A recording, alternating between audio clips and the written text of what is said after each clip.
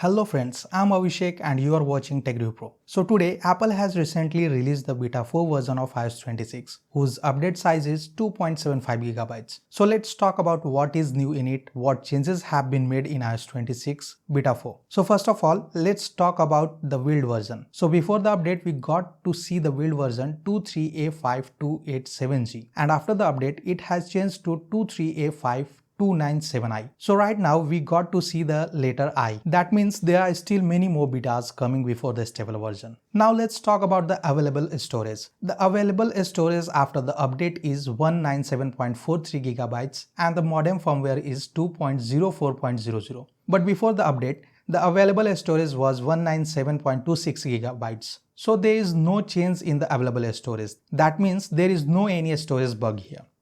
At the same time, the modem has changed. The version which was 2.0300 has now changed to 2.04.00. So here we can see slight changes in the modem firmware for the sake of good connectivity. Now let's learn about some new features which we will get to see in iOS 26 beta 4.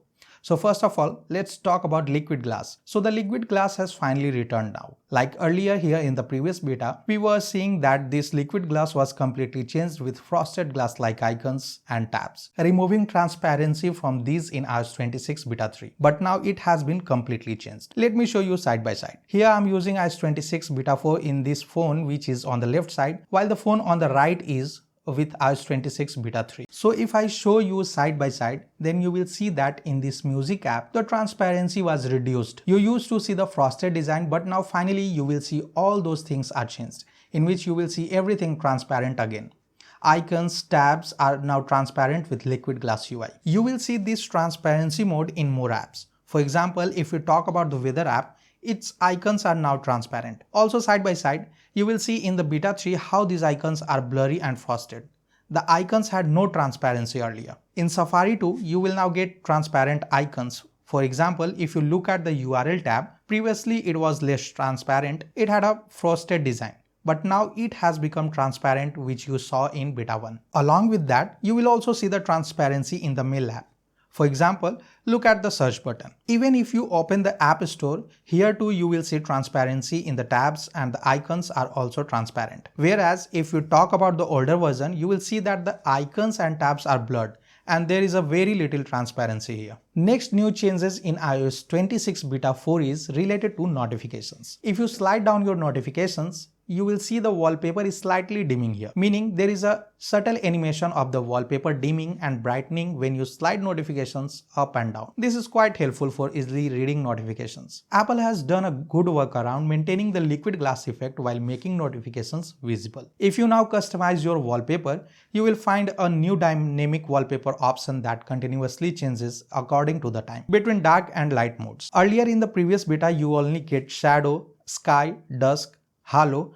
Now the dynamic one is good choice for customizing the home screen and lock screen in iOS 26 beta 4. When it comes to customizing lock screen, if you go into the wallpaper settings, now you will see iOS 26 instead of just iOS, which contains all the new iOS 26 wallpapers. The next feature in iOS 26 is related to the phone app. If you go into your iPhone settings, then apps and then the phone app, you will find a new option under screen calls, which is ask for calling. With this, you can now easily ask any unknown callers about the reason for their call without even receiving it. The camera app icon has also changed now. It's slightly different between the older version and iOS 26 beta. The icons colors are also slightly changed. Along with the app icons, you will also see changes within the app. As soon as you open the camera app, you will see a new splash screen that explains the new camera app design and how the new layout will work, especially how to change camera modes by swiping right to left